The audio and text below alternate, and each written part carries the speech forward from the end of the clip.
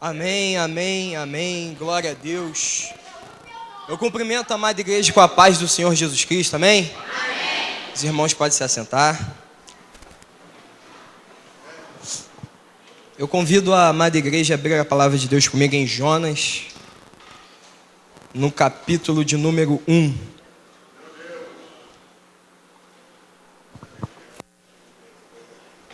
Quem for achando, dê um brado de glórias ao Senhor, porque Ele é digno e santo de toda adoração e de toda exaltação.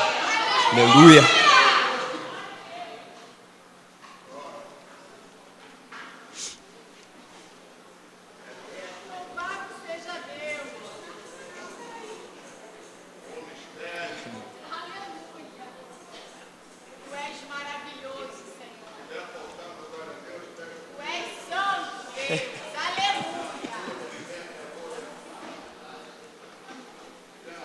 Todos acharam?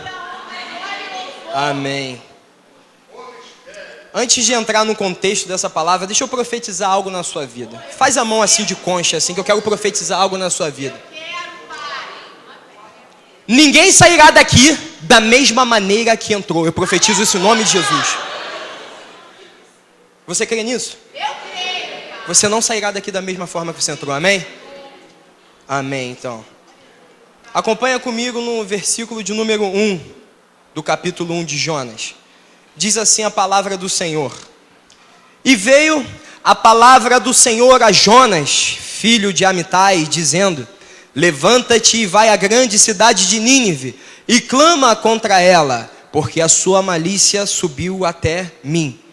E Jonas se levantou para fugir diante da face do Senhor para Tarsis.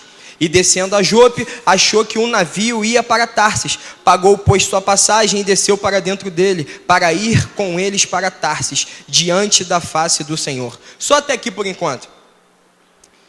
A mensagem dessa noite é sobre a vida de um homem chamado Jonas. Um homem que recebeu uma chamada de Deus para que ele pudesse pregar o evangelho a um povo de uma cidade chamada Nínive. E para te colocar por dentro de um contexto, diz a palavra de Deus que Nínive era um lugar onde o povo estava distante do Senhor. Era um lugar onde abundava verdadeiramente o pecado. Era um lugar onde acontecia mortes. Era um lugar onde acontecia roubo. Era um lugar de verdadeira destruição.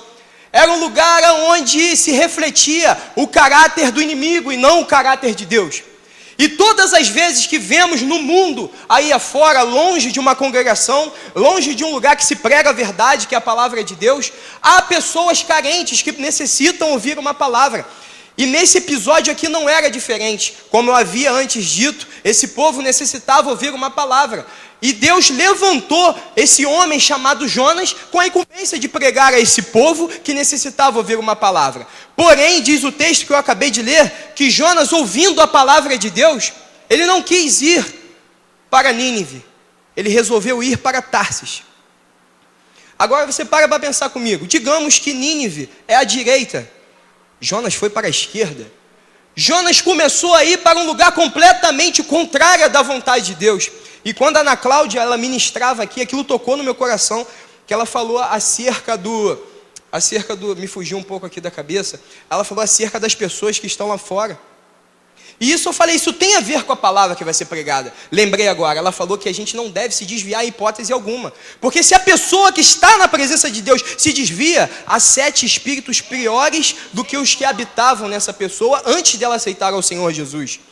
E algo que me chamou a atenção é que Jonas, ele começa num processo de se desviar da presença de Deus. Jonas estava muito bem na casa de Deus, Jonas pregava o evangelho, Jonas era cheio do Espírito Santo, Jonas era uma pessoa que ele tinha um bom relacionamento com todos, Jonas ele era uma pessoa que ele conseguia louvar, ele conseguia agradecer a Deus, e isso pode ter a ver com a minha vida essa noite, isso pode ter a ver com a sua vida essa noite. Talvez você já tenha visto muitas coisas de Deus, e talvez o seu coração esteja aflito por alguma coisa, esteja angustiado por alguma coisa, e talvez o seu coração, que diz em Jeremias 17:9 que é enganoso, talvez o seu coração diga que é melhor você ir para Tarsis, mas Deus te trouxe aqui para dizer que o seu caminho é em Nínive, pregando o evangelho de Jesus.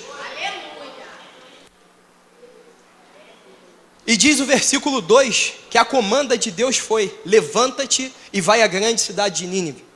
Algo que me chama a atenção na palavra de Deus é que todas as vezes que Deus manda alguém se levantar, Ele faz grandes coisas. Todas as vezes que Deus fala assim: levanta-te e tem bom ânimo, levanta-te e vai à grande cidade de Nínive, levanta-te. Todas as vezes que Deus manda alguém se levantar, é porque Ele vai usar essa pessoa para grandes coisas. E a mensagem é positiva para a sua vida essa noite. Deus está mandando você levantar aquela unção. Deus está mandando essa noite você levantar aquela fé. Deus está mandando essa noite você levantar a adoração. Deus está mandando essa noite você levantar a glória ao nome dEle. Deus está mandando essa noite você ficar de pé, porque quem está de pé escuta a palavra de Deus. Amém? Aleluia. Diz o versículo de número 3 que Jonas se levantou para fugir. Queria que você acompanhasse comigo, por gentileza. Jonas se levantou para fugir diante da face do Senhor para Tarsis. E descendo a Jope, achou que um navio ia para Tarsis. Pagou, pois, a sua passagem e desceu para dentro dele, para ir com eles para Tarsis, diante da face do Senhor.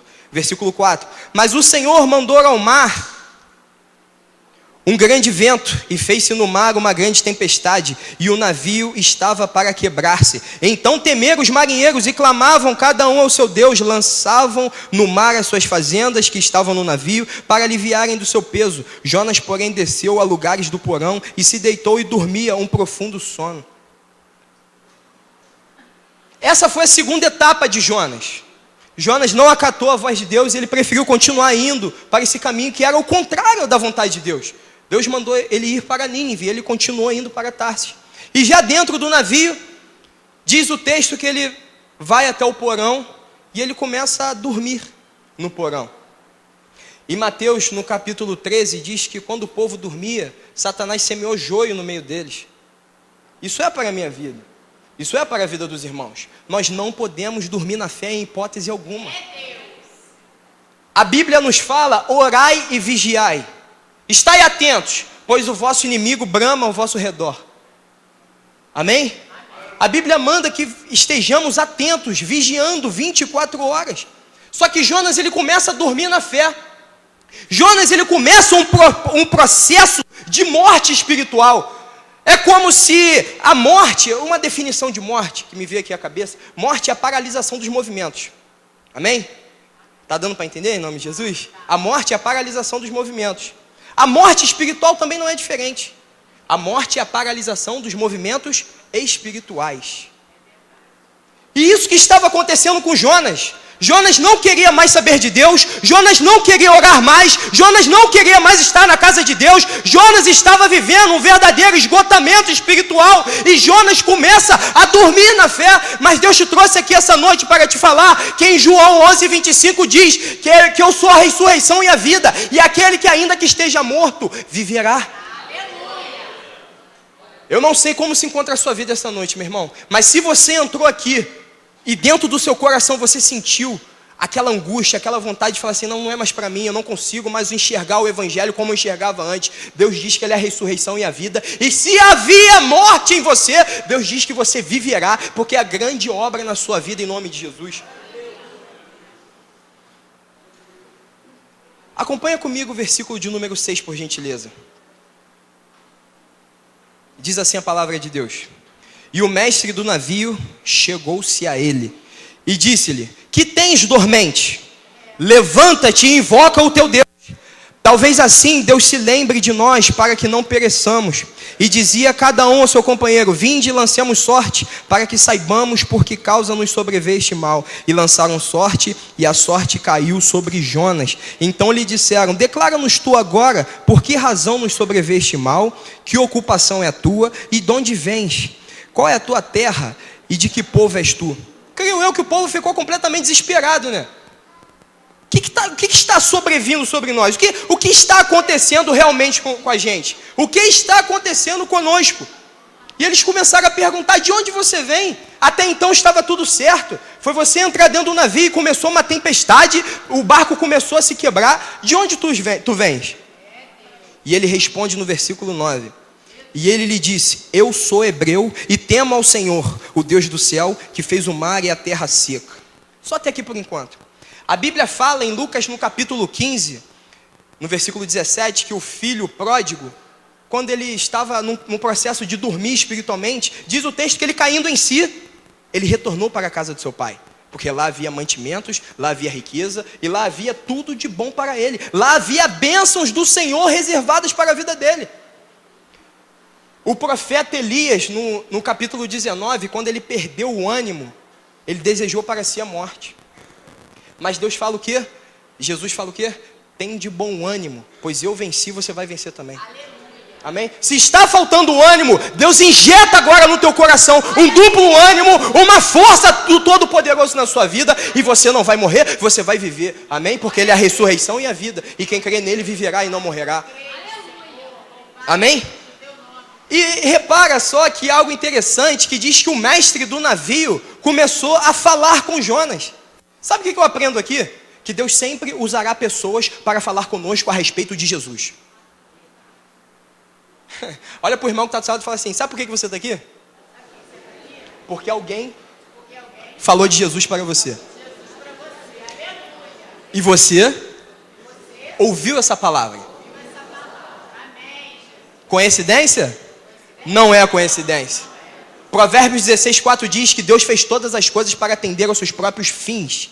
Isso é desígnio de Deus, isso é propósito de Deus para a sua vida. A sua vida tem propósito de Deus. Você não foi feito de uma matéria, você não foi feito de uma explosão, você não é acaso, você não é obra do acaso, você não foi feito do nada, mas você foi feito à imagem e à semelhança de Deus. Você é filho e filha do Senhor Todo-Poderoso, aleluia. E o capitão do navio, ele começa a pregar a Jonas. Ele fala: Jonas, acorda, acorda, desperta. O que está acontecendo com você, Jonas? Por que você não me busca mais como antes? Por que você não ora mais como antes? Por que você não dobra o seu joelho e começa a se deleitar na minha presença, Jonas? Por que você não abre mais os salmos antes de dormir e se deleita na minha presença? O que é que está acontecendo com você, Jonas? Deus nos chama a um relacionamento profundo com Ele. Eu posso mudar, você pode mudar, mas Ele não muda, Ele permanece o mesmo. Ele permanece o mesmo. E diz a palavra de Deus que Ele é amor. Ele te amou. Ele te amou. Antes mesmo de você declarar, eu mesmo declarar que eu amo ao Senhor, Ele já nos amou. Ele nos ama. E olha só que coisa extraordinária da parte de Deus. Diz a palavra de Deus que não foi vós que me escolheste, mas eu que escolhi a vós. Sabe por que você está aqui? Isso é motivo de você dar glória a Deus agora. Foi Deus que te escolheu. Acho que você não entendeu. Foi Deus que te chamou, foi Deus que te escolheu. Ele foi com a sua cara. Ninguém lá fora tem a ver com isso. E você vai vencer em nome de Jesus. Amém? Amém? E diz o texto que esse mestre do navio, ele começa a pregar: desperta, Jonas, desperta, desperta, a gente pode morrer. E essa foi a terceira fase da vida de Jonas. Jonas só estava afundando, digamos assim. Mas Deus queria salvar ele. Deus queria salvar ele. Acompanha comigo, por gentileza, o versículo de número 10. Diz assim a palavra de Deus: então estes homens se encheram de grande temor e lhe disseram: por que fizeste tu isto? Pois sabiam que os homens que fugiam diante do Senhor, porque ele lhe tinha declarado, e disseram-lhe: que te faremos nós para que o mar se acalme? Porque o mar se elevava e engrossava cada vez mais. E ele lhe disse: levantai-me e lançai-me ao mar, e o mar se aquietará, porque eu sei que por minha causa vos sobreveio esta grande tempestade.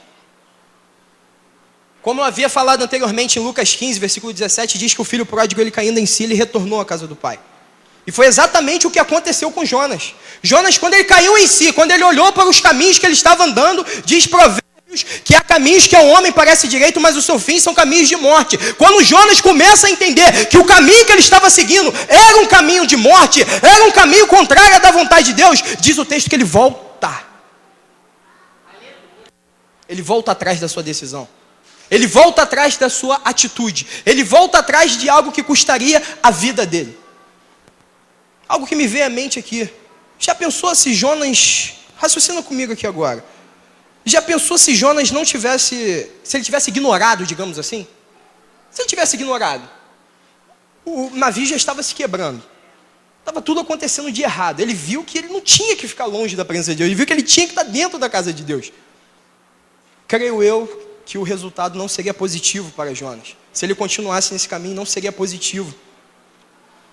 Mas graças a Deus que ele caiu em si. E diz o texto que ele falou assim, olha só, é comigo. É comigo. Eu sou hebreu, eu temo ao Senhor. Em João 14,6 diz, eu sou o caminho, a verdade e a vida. Ninguém vai ao Pai senão por mim. Algo que me chama a atenção é que Jesus sabia quem ele era. Ele disse, eu sou o caminho, eu sou a verdade, eu sou a vida. E ninguém vai ao Pai senão por mim. Jesus sabia quem ele era.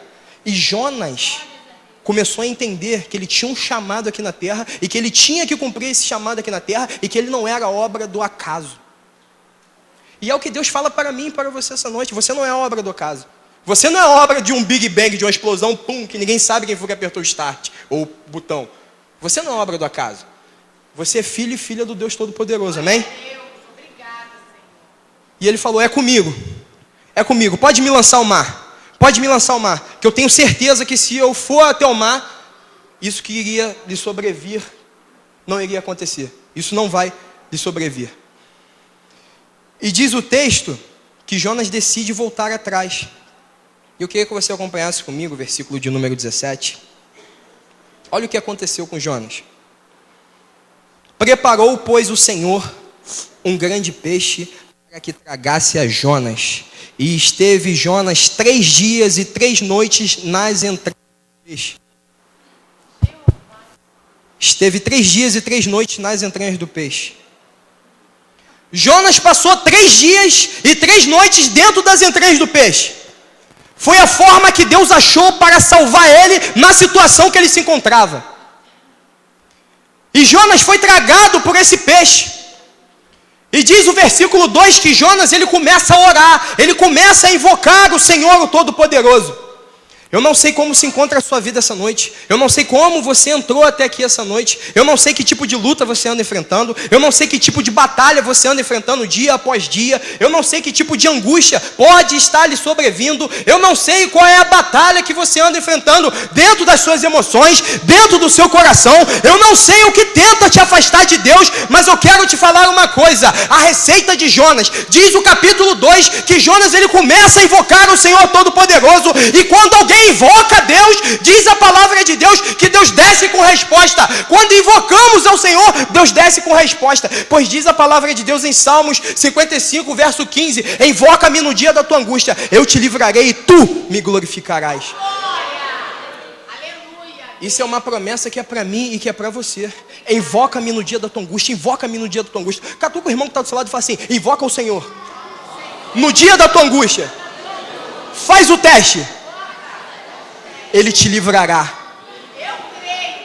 Salmos 34, verso 19. Muitas são as aflições dos justos, mas o Senhor o livra de todas. Sabe o que é de todas? É o Senhor que te livrou no passado, é o Senhor que vai te livrar no presente, é o Senhor que vai te livrar amanhã, é o Senhor que vai te livrar depois da manhã, é o Senhor que vai te livrar, te livrar, te livrar, te livrar. Pois muitas são as aflições dos justos, mas o Senhor o livra de todas. Aleluia.